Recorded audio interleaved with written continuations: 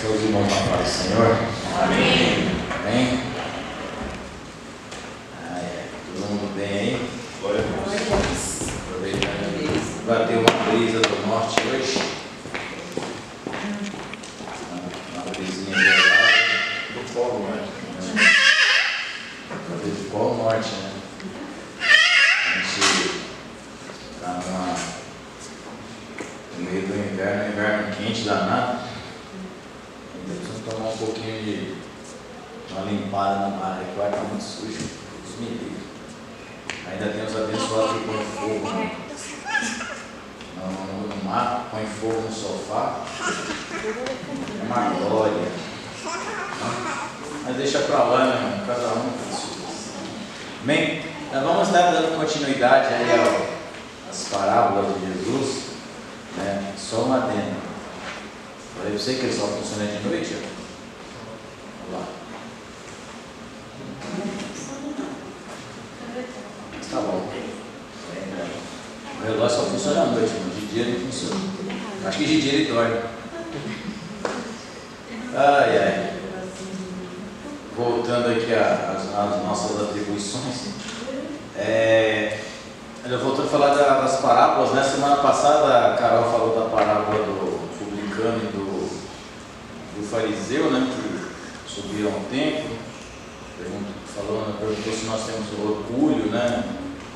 Se nós achamos que somos orgulhosos, queremos sentar na primeira mesa da churrascaria onde sai o espeto, coisas desse tipo, né? E hoje nós vamos tratar sobre a parábola do samaritano. Eu acho que é uma das parábolas mais que se aplica, né, aos nossos dias de hoje, assim, do amor ao próximo, né? Amém? Vamos lá, Lucas 10, o verso 29 a seguir. Vamos ver o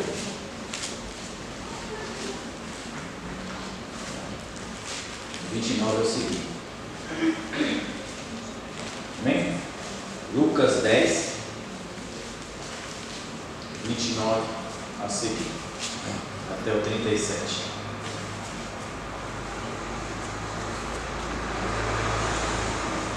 Todo mundo encontrou aí? Amém. Tá bom.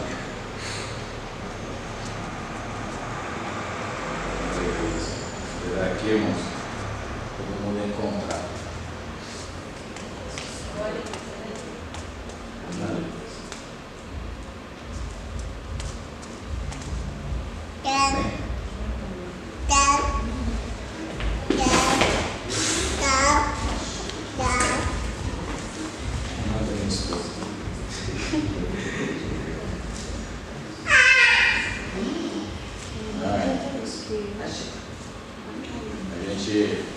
Eu estava vendo um meme lá, né, que diz que metade minha desastrada e outra metade que eu quebrei. Lucas 9, né? 9? Lucas 10. Ai, ai. Lucas 10, verso 29. Todo mundo encontrou? Amém. Por isso que é bom ter culto dos irmãos de ensino, né? Tudo de boa. Diz assim, ó. Ele, porém, querendo justificar. Desculpa. É isso aí. Ele, porém, querendo justificar-se, perguntou a Jesus: quem é meu próximo? Jesus, prosseguiu dizendo: certo homem descia de Jerusalém para Jericó e veio a cair na mão de salteadores, os quais, depois de tudo derrubarem e lhe causarem muitos ferimentos, retiraram-se, deixando-o semi-morto. Casualmente descia um sacerdote por aquele mesmo caminho, e vendo, passou de largo. Semelhantemente, um levita descia por aquele lugar, e vendo, também passou de largo, ou passou para o outro lado da rua. Certo samaritano que seguia o seu caminho, passou-lhe perto, e vendo-o, compadeceu-se dele. E chegando-se, pesou-lhe os ferimentos, aplicando-lhe óleo e vinho, e colocando sobre o seu próprio animal, levou-o para uma hospedaria e tratou dele. No dia seguinte, tirou 2 denários e os entregou ao hospedeiro, dizendo: cuida deste homem, e se alguma coisa gastares a mais, eu te indenizarei quando voltar. Qual destes 3 te parece ter sido o próximo do homem que caiu nas mãos dos salteadores? Respondeu-lhe o intérprete da lei: o que usou de misericórdia para com ele. Então lhe disse: vá, processe tudo de volta. Aleluia. Senhor, em nome de Jesus, nós te louvamos e te bendizemos, ó Pai. Obrigado a Deus pela tua presença, pela tua graça, pelo teu amor. Pai, tu és santo, poderoso e digno de toda a honra e toda a glória.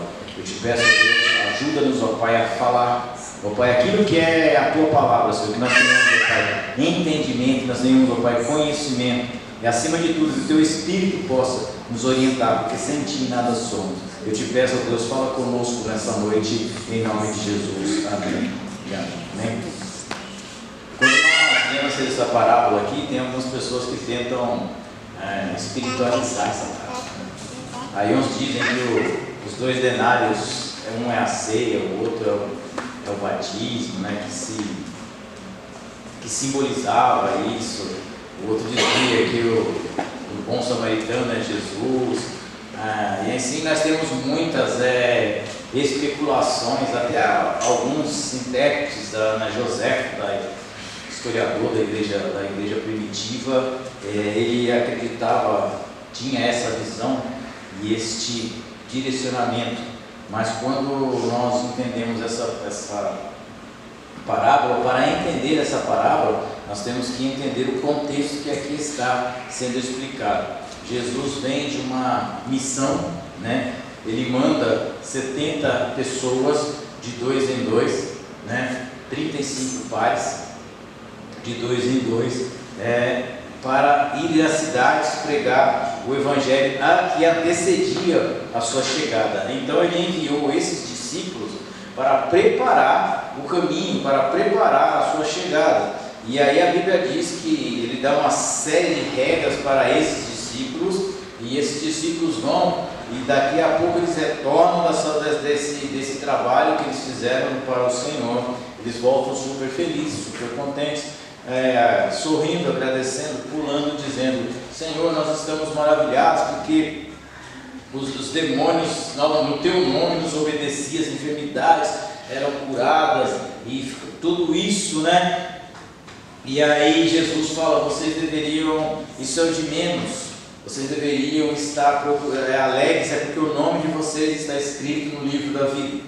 Vocês deveriam estar mais felizes porque o Pai escolheu vocês. E ele vai tratando, né? E aí ele vai dizendo, quem conhece o Pai, conhece o Filho, aí traz, até chegar a esse diálogo que vem um homem intérprete da lei e que faz uma pergunta para o Senhor muito interessante. O que eu devo? Essa parábola começou dizendo: o que eu devo fazer para ser salvo? Aí, porque ele não fez essa pergunta porque ele não sabia. Porque você já fez aquela pergunta, principalmente o pai, né, que faz a pergunta para o filho sabendo que ele aprontou? Tipo, vou só perguntar só para ele apanhar consciente, né? Então, Jesus, quando esse homem chega, ele não foi ali com a intenção de que ele não conhecia a lei, que ele não conhecia o mandamento, porque Jesus, quando ele pega e traz isso, é porque esse homem estava esperando que Jesus trouxesse um novo ensinamento que mudasse, que modificasse a lei do Senhor, que modificasse a qualificação para que uma pessoa pudesse ser salva. Aí Jesus olha para ele, ele tinha uma sabedoria muito interessante, que ele sempre respondia a pergunta de uma pessoa com outra pergunta. E ele diz: o que está escrito na lei? O que o fariseu falou? Ele citou Deuteronômio 6,5. Ele citou Levítico 19.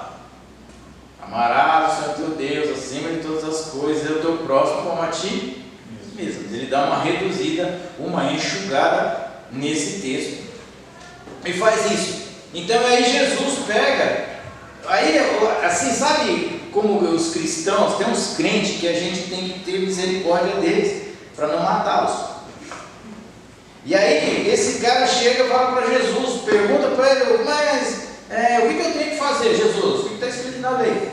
E ele fala, amarás o Deus acima de todas as coisas, de todo o seu entendimento, todo o seu coração, e amarás o teu próximo a ti mesmo. Jesus fala, joia, então faz isso. Porque a lei, ela não é enferma para salvar. A Bíblia vai dizer que se você cumprir todos os preceitos da lei, você é salvo. Ele não falou que você vai conseguir. Ele falou que se você cumprir. Vocês querem ter certeza disso, né? Quando a gente abram lá em Romanos 7,12. A lei é santa, irmãos. Romanos 7,12. Só que nós, seres humanos, nós não temos a capacidade de cumprir a lei, de fazer, de praticar essa lei fielmente, porque se nós escorregarmos em uma vírgula da lei, nós condenamos todo o resto. É como que a gente fizer uma comida muito gostosa e jogar sal a mais. Não importa se você acertou tudo, mas já está estragado. Amém? O que diz aí em Romanos 7,12, por gentileza? Assim a lei é santa e o mandamento santo, justo e bom. Ok? Então não acha você que a lei é ruim. A lei não é ruim. Agora nós abrimos lá em Gálatas, capítulo 3, o verso 12. A minha tradução é um pouco diferente. Ora, a lei não procede de fé. Olha o que Paulo escreve aqui. Ora, a lei, eu estou te explicando a mesma coisa que era lá atrás, não mudou nada, não vai mudar nada. E aí esse cara, que já tinha levado essa resposta, aí ele fala assim, espera aí, eu vou precisar me justificar. É que nem crente, irmãos, quando você orienta a pessoa, né? Eu recebi um meme, eu depois de receber me aconselhar com 6 pessoas diferentes fazendo o que eu quero. Né? Tipo, é por aí. Tipo, eu me aconselho com um monte de gente, mas eu vou fazer o que eu quero. Não é só para contar que eu me aconselhei. E aí esse cara pega, está naquela conversa e tal, e ele pega e fala assim, espera aí. Aí ele dá um chão sem braço. Mas quem é meu próximo? Então quer dizer que a lei não é? Claro. Porque se você pegar os 10 mandamentos, só tem 3 mandamentos. São 3 mandamentos. O resto é no próximo. Então ele está dizendo assim, olha, eu não consigo entender a claridade da lei com relação ao meu próximo. Ele faz a pergunta mais esdrúxula para Jesus. Quem é o meu próximo? E às vezes a gente pergunta, quem é o meu próximo? Porque nós estamos vivendo num mundo tão capitalista e tão individualista que nós não nos preocupamos com saber quem é o nosso próximo, né? Eu estava vendo um dia desse aí aquele ator lá, o americano lá, acho que é Kevin Spacey. Aí falaram lá, ele recebeu não sei quantas acusações de assédio, não sei o quê. E aí foi mandado embora do emprego, perdeu o papel no filme, teve não sei o quê, perdeu a vida, estourou, acabou com a vida dele. Aí descobriram que não era verdade. Aí quem é que vai pagar a vida dele agora? Mas nós somos tão individualistas, esse negócio de internet hoje nos tornou tão individualistas que a gente dá palpite na vida dos outros que nem nós conhecemos. Gente, o cara posta uma foto lá, tá gordo. Mas o que você tem a ver com a vida dele? Você não paga a comida dele? Tá magro, o que tem com a vida dele? Você não apaga a academia para ele? Tá vestido errado, você não comprou a roupa dele? Por que eu tenho que dar palpite na vida dos outros, irmão? Na internet. Vai, fala comigo, pensa comigo. O famoso posta lá não sei o que. Nossa, o olho dela tá vesgo. Cara, pra quê? Você vai ganhar o quê com isso? Mas as pessoas não. Hoje as pessoas, elas fazem questão todo mundo, na vida de todo mundo, de forma extremamente egoísta. Elas estão preocupadas com eu quero que os outros se dê bem, eu dê melhor, né? Então, quando esse doutor da lei pergunta quem é o próximo, aí Jesus conta essa parábola. É a parábola do bom samaritano. E essa parábola foi usada por uma pessoa bastante influente que já morreu, né? Foi um caso estranho, mas ela morreu, a rainha Elizabeth, né? Ela falou uma vez que, né, e é uma frase que é para você pensar na tua vida. Eu como cristão, você como cristão, a gente tem que pensar. Ela falou uma coisa, você já imaginou se o bom samaritano só tivesse a intenção? Você tem que ter condição, porque só a intenção não basta muito.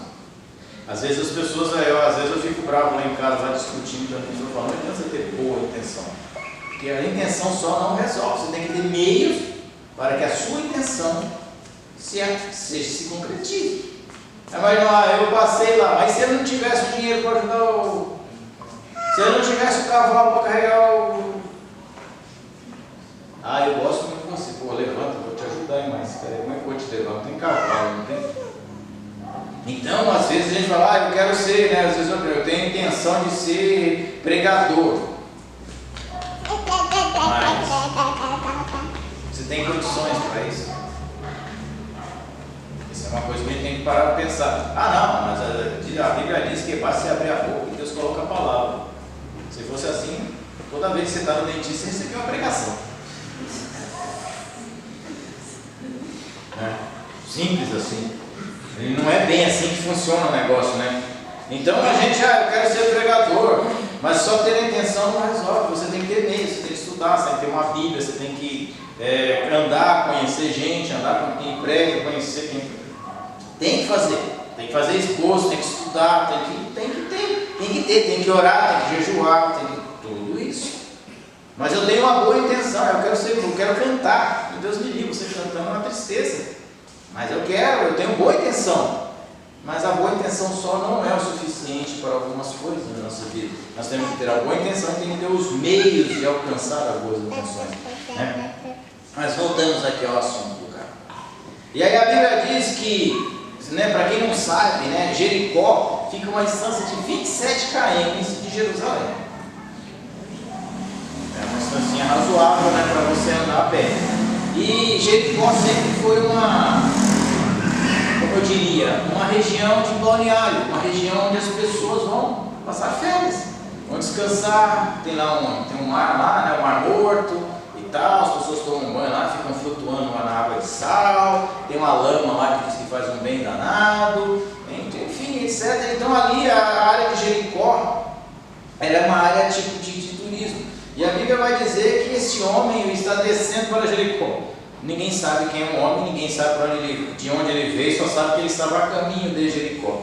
Só que essa estrada de Jericó era uma estrada bastante perigosa. Por quê? Porque ela tinha uma inclinação de 1.200 metros. Ela era como se fosse um penhasco, que tinha muitas rochas soltas, muitas crateras. E nesses pontos, atrás dessas rochas, nesses buracos, se escondiam malfeitores, ladrões e todo tipo. E quando as pessoas estavam nessas condições, ele não tinha para onde escapar. Porque era uma descida muito íngreme e uma descida bastante perigosa. E aí a Bíblia vai dizer que esse cara está descendo.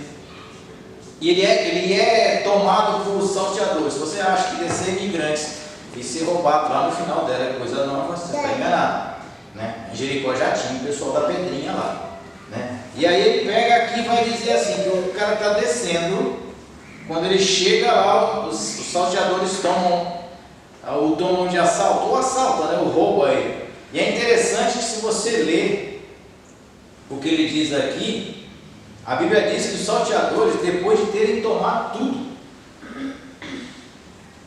os caras já tinham roubado ele, não precisava bater no cara, não precisava espancar ele, mas a Bíblia vai dizer que pegaram tudo que ele tinha e além disso o espancaram até a condição dele se tornar semi-morto. Eu acredito que ele até se tornar na condição de desmaiado, de uma condição assim, já bem ferido mesmo, numa situação que já estava próximo da morte. A Bíblia diz que esse homem, ele é espancado, jogado na beira da estrada, não se tem a notícia, ou se ele ficou no meio da estrada, e a Bíblia diz que está vindo o sacerdote, voltando o sacerdote.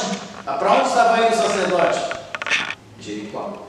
Aí você fala, mas por que o sacerdote estava indo para Jericó? Porque na região de Jericó, a maior 90% dos sacerdotes de Jerusalém moravam em Jericó. Quando terminava-se o culto em Jerusalém, terminava-se a semana, o mês, o tempo deles, da turma deles, de oferecer sacrifício, eles pegavam e voltavam para suas casas. E a Bíblia diz que quando está descendo aquele sacerdote, ele olha e vê aquele homem caído. Aí a minha pergunta é, se você se coloca no lugar daquele homem caído. Eu estava pensando, estava em casa vendo esse texto, já imaginou, né? A gente pensa no bom samaritano e tal. Aí agora você se coloca no lugar do cara que foi roubado, espancado. E aí a Bíblia diz que ele recebe, ele olha de longe e ele vê quem? O sacerdote. Ele falou, puxa vida, Deus é bom demais. Olha. Oh glória, Deus ouviu minha oração. Lá vem o pastor que larga as 99, vem pegar a sua. Oh glória a Deus, começa a falar em mistério, todo arrebentado. Deus é bom, aleluia. Olha, veja o diácono, veja o professor da escola bíblica dominical descendo, aleluia. Agora eu vou conseguir ir para um lugar bom. E ele olha para o sacerdote e vê naquele sacerdote uma esperança de receber algo, de receber o socorro, de receber o tratamento. O que ele não esperava é na reação do sacerdote. E o sacerdote vai, olha e passa de largo. O sacerdote, e é interessante que a Bíblia diz que o sacerdote o vê. Se ele tivesse morto, haveria uma desculpa do sacerdote não poder tocar, porque o sacerdote se tornaria imundo por algum tempo, teria que se purificar, etc, etc. Mas aquele homem não estava morto, então nada impedia aquele sacerdote de ajudar aquele homem. É como nós falamos, nada nos impede de ajudar alguém. Um dia desse eu estava falando com uma pessoa, eu falei para ele, meu amigo, se você pode fazer o bem e não faz, você peca. Porque você pode fazer o bem e você não faz, você peca. E ele falou, está escrito na Bíblia, né? Eu falei, está no livro de Provérbios.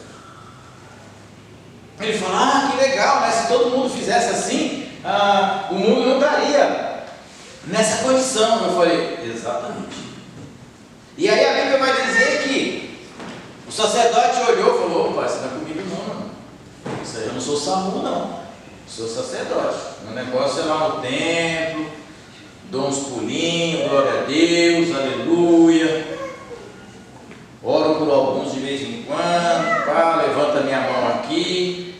Esse negócio de socorrer gente doente, atropelada, não, comigo não, deixa pra lá. Essa situação aqui está difícil demais, vai embora. E a Bíblia diz que ele passa e vai embora. E aí o cara, a pessoa caída lá na beira da estrada, já se desanima. Novamente, quando já fui roubado. O sacerdote que eu pensei que ia resolver o meu problema, já foi embora. Aí quando ele dá uma olhadinha num olho só, olha lá para cima, adivinha quem vem? O levita com a sua violinha nas costas. Opa! Ele falou, olha assim. A presença de Deus. Tá certo, o sacerdote todo dia está cansado. Mas onde o levita está, glória de Deus, ele toca, glória de Deus vem. É isso. Deus é bom demais, né? Eu pensei que ia ouvir uma oração, não, eu ouvi louvores. E aí o levita olha, fala, a minha função é tocar. Eu toco na igreja. Toca a gente para fora, toca. O negócio é tocar. Socorrer doente não é o meu forte.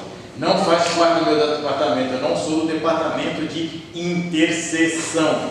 Isso aqui é um departamento da área de intercessão social. Eu sou levita, eu faço parte do louvor. E aí ele pega e passa e deixa aquele homem caído no chão. E aí Jesus continua com a sua conversa.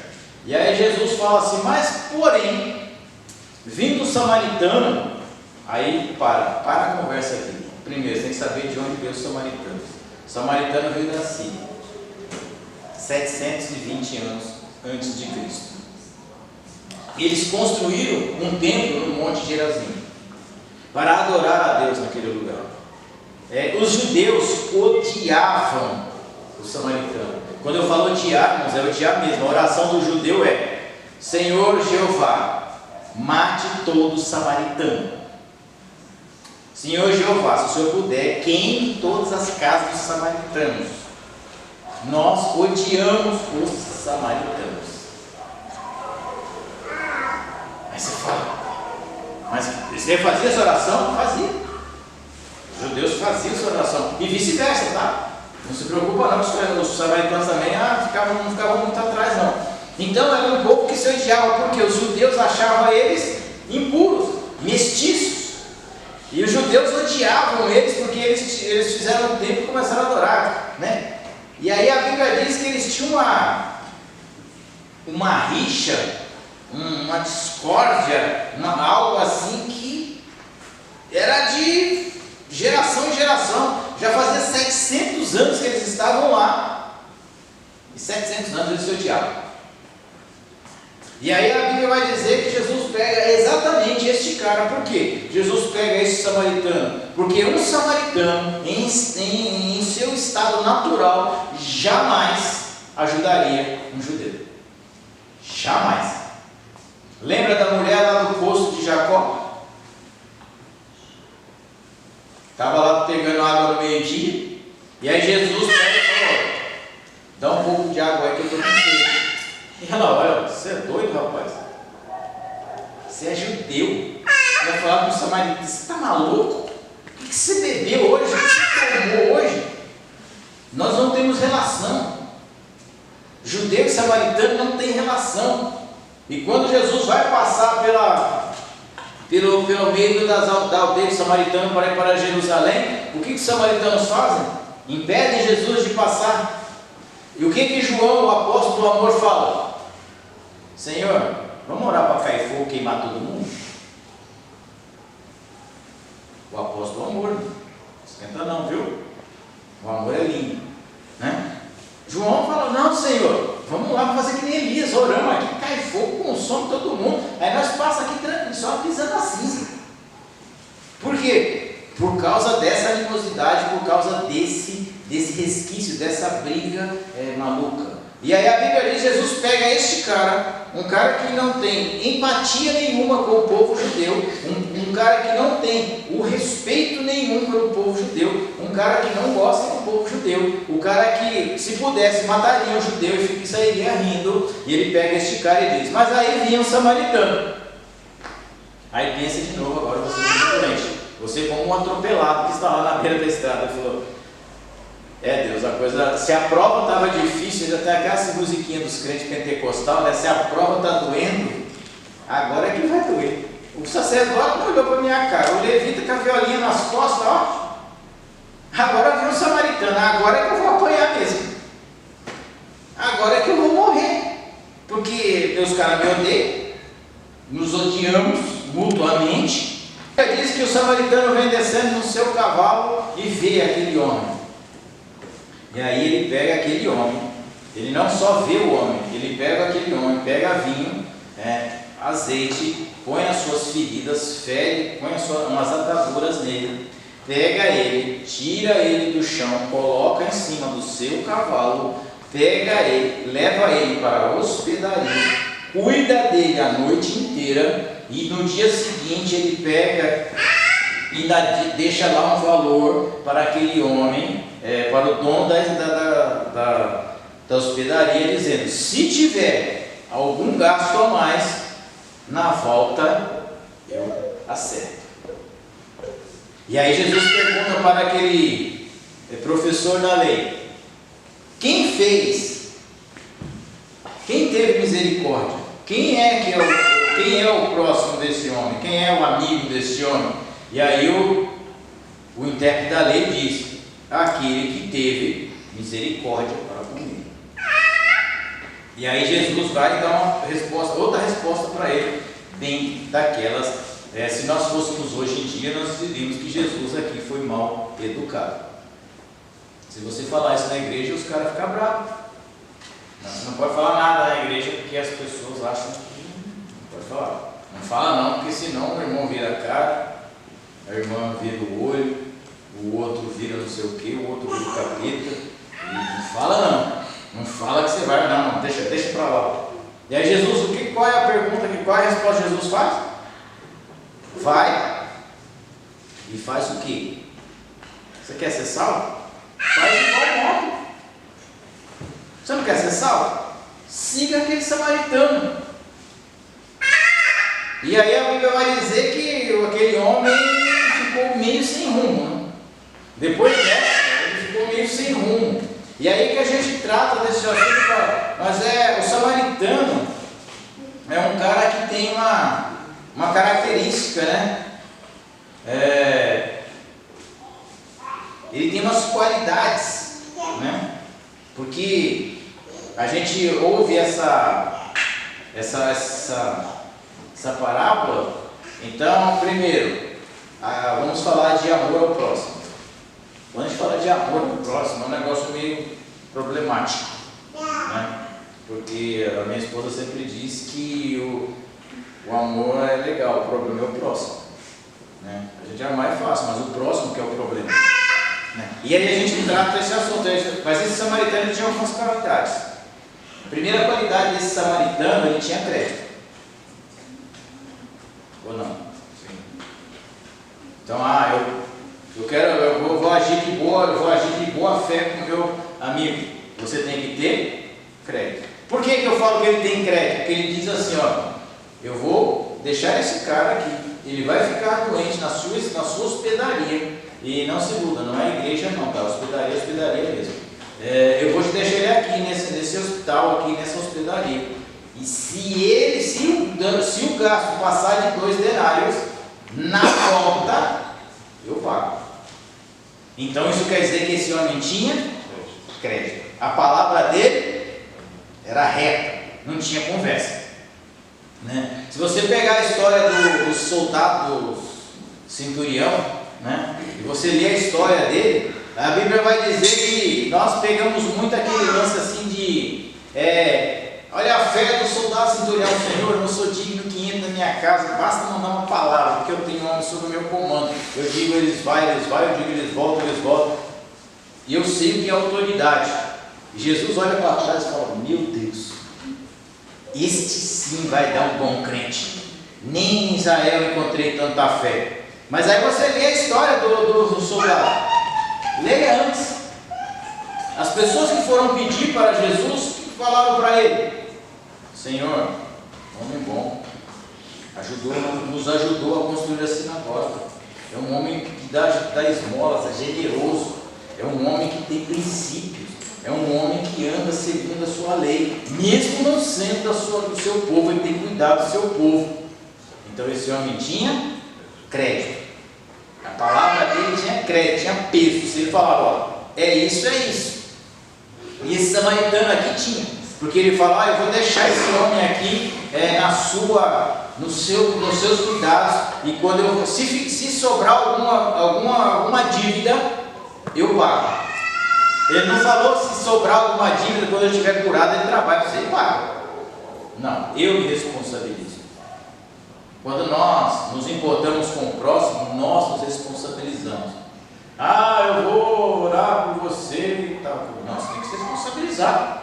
Tem que pegar na mão. A gente lê aquela história de Pedro e de lá em Atos, você vai ver. Pedro olha no olho do cidadão, né, como o pastor pregou aqui num dia desse, ele olha no olho todo aquele aleijado lá de 38 anos ali na porta formal, esperando receber um trocadinho lá. E aí Pedro olha para ele e fala: não tenho ouro, não tenho prata, mas o que eu tenho eu te dou. Em nome de Jesus, levanta. Jesus Nazareno, levanta e anda. E aí aquele homem levantou. Não, Pedro foi lá e pegou ele pela mão, pôs ele de pé. E aí quando Pedro pegou ele pela mão, colocou ele de pé, ele entrou no templo pulando, dando glória a Deus e glorificando a Deus. Então a gente, às vezes, o homem da Samaritana falou assim: ó, se ficar devendo alguma coisa, não precisa cobrar nada dele, cobra de mim. Eu respondo por ele. Opa! Aí sim, hein? Você tem coragem de fazer isso com alguém? Eu respondo por ele. Pode deixar que eu estou aqui, estou em oração por ele, estou em jejum por ele. Eu respondo por ele. Eu respondo por ela. É isso que o samaritano está falando. Ele é bom, um bom samaritano.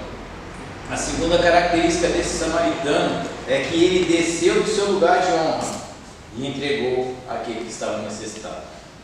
A Jussara estava falando aqui hoje de quando a gente tem, a gente de repartir, com o próximo, que aquele que não tem, reparta, e aquele que tem, reparta com o que não tem. É um mandamento bíblico. Este homem aqui, ele estava descendo muito bem no seu cavalinho. Ele poderia muito bem passar um óleo lá, ou fazer os primeiros socorros no cara, deixar um paliativo e falar para ele: ó, se vira, agora é com você, já fiz a minha parte. É igual a gente muitas vezes fala: já fiz a minha parte, não quero mais saber, já falei de Jesus uma vez, tá bom? Não quero mais falar, E aí ele pega, fala assim, agora ele pega, passa, faz todo o pré-atendimento ali, trata dele, pega ele, desce do seu animal, da sua montaria, e coloca aquele homem em cima do seu cavalo. Em outras palavras, ele está dizendo, ele desceu do bem que ele estava para colocar alguém que estava numa situação extremamente perigosa. O que está dizendo para nós é o seguinte: é empatia. Se você quer amar o teu próximo, tem que ter empatia. Não adianta. Não é antipatia, é empatia. Se colocar no lugar do outro.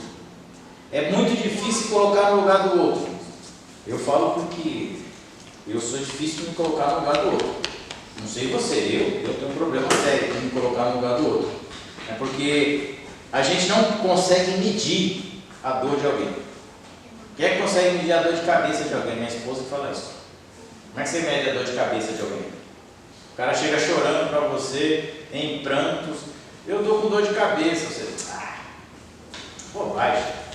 Vamos Doril. Como é que passa? Mas já tomei, toma outro. Eu já tomei, então vou te dar um Dorflex de 300 gramas, tamanho de um sorrisal. Você toma, vai resolver seu problema. Não vai. Não vai. Porque nós não temos essa medida de colocar, de medir a dor de alguém. Eu não posso medir a dor de alguém, eu não posso medir o sentimento de culpa de ninguém. Você está batido por isso? Fala sério. Rapaz, eu tive que ser de letra. Mas você está medindo, você consegue medir isso em alguém? Você consegue medir a solidão de alguém? A tristeza de alguém? Eu não consigo. Me desculpe. Às vezes nós, a gente como filho, ou às vezes a gente como pais, a gente olha e fala,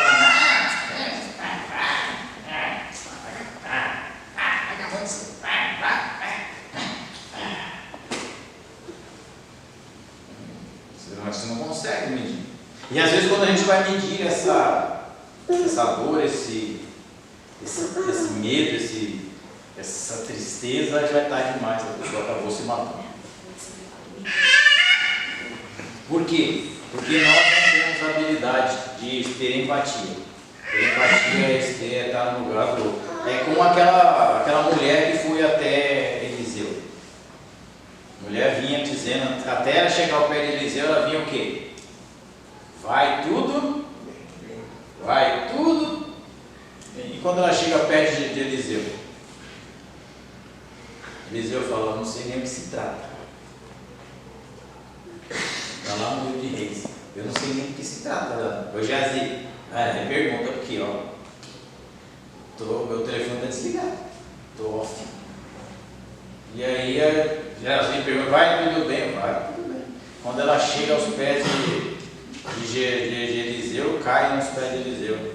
Aí Geazi vai pegar ela, tirar ela, e ele fala, deixa que ela está amargurada de alma. Então, a gente não tem esse medidor de dor. Quanto é que você está medindo? De 1 a 8, 1 a 10. Como é que eu vou saber, gente? Se 10 é, sei lá, né? Então não tem. Então esse homem aqui pegou esse trapo humano, esse moribundo, colocou em cima do seu cavalo. A segunda coisa a boa característica desse samaritano é que ele tinha para onde levar esse homem.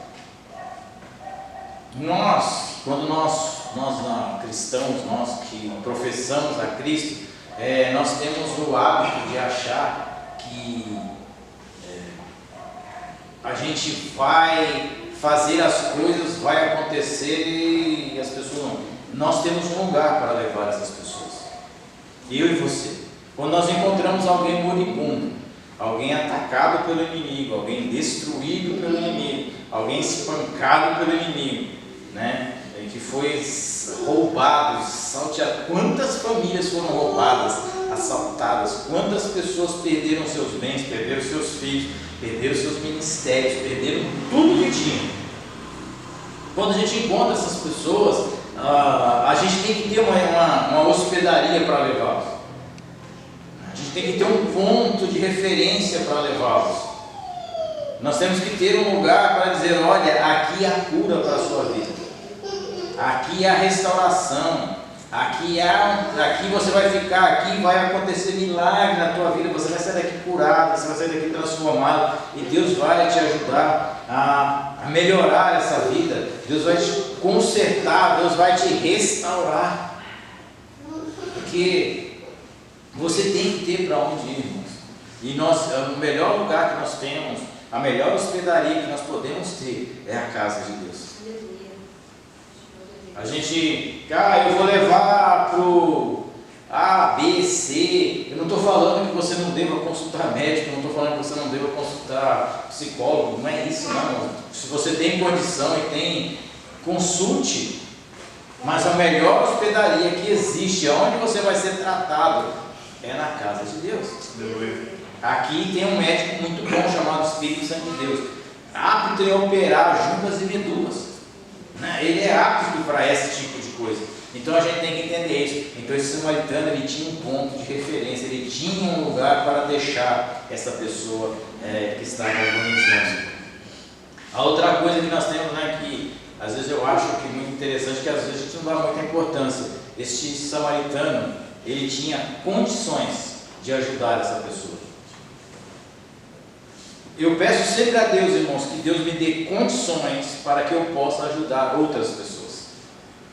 Eu estava vendo uma vez o presbítero da vez aqui falou que punha um cabo de bateria no carro, saía só para ver se tinha alguém parado para ele ajudar. Torcendo para estar com o carro. Será que alguém no carro com bateria? Fechou? Nada. Então tem gasolina também, tem alguém sem gasolina? Não tem nada. Saía com o seu kit de socorro automotivo para ajudar as pessoas. Eu acho interessante, porque isso é uma coisa que Deus coloca no coração da gente. Então eu sempre pedi a Deus para que Deus me dê condições para poder ajudar outras pessoas, porque eu não quero este evangelho que eu vivo só para mim. Eu quero que este evangelho que eu vivo e que eu pratico na minha vida, na minha casa, na minha família, no meu trabalho, aonde quer que eu vá, as pessoas também recebam esse evangelho, também recebam essa graça, recebam esse cuidado de Deus. Então eu peço a Deus, todas as vezes que eu peço a Deus que eu vou fazer algo, eu peço a Deus, eu preciso melhorar a minha vida, para melhorar a vida de alguém. Eu preciso ganhar mais salário, não é porque eu vou comprar mais coisas, é não porque eu vou aumentar o meu dízimo, e assim eu vou aumentar a minha oferta, e eu sei que alguém vai ser alcançado, alguém vai ser beneficiado com aquilo que eu estou produzindo. Aí você fala, mas isso é tão óbvio, por que é tão óbvio e as pessoas não fazem? Né? Se é tão óbvio, por que muitas vezes nós não fazemos? Eu comprei um carro porque eu quero descansar com a minha família. Glória a Deus, você tem esse direito, você que comprou. Mas eu sempre penso assim, se Deus me deu um carro, é para mim descansar com a minha família, mas também para ajudar na obra, para fazer, ir lá, carregar pessoas. Eu lembro, irmãos, que eu tinha um C3, né? O C3 ele é um carro meio apertado, né?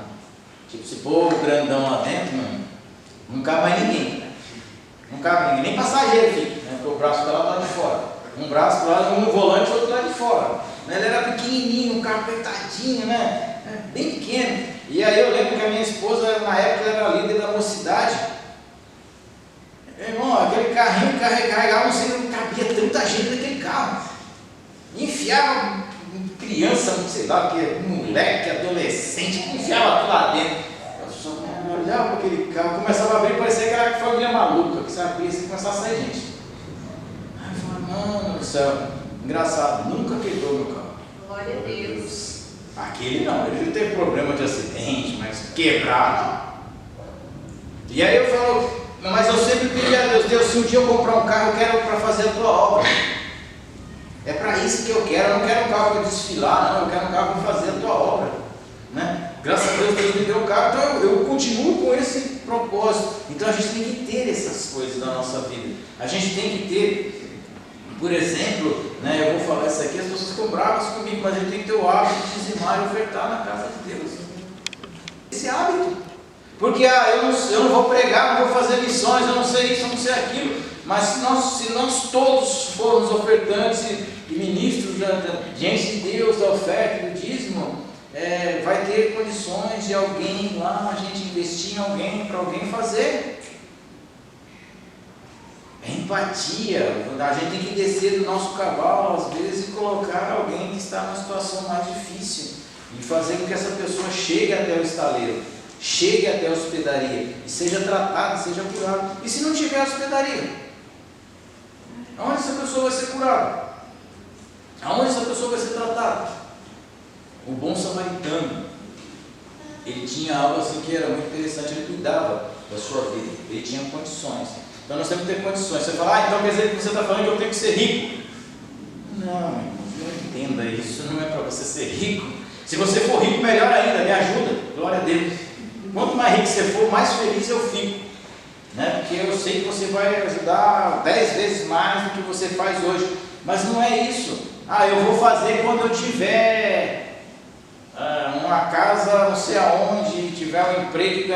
Não, irmãos, faça o que você tem.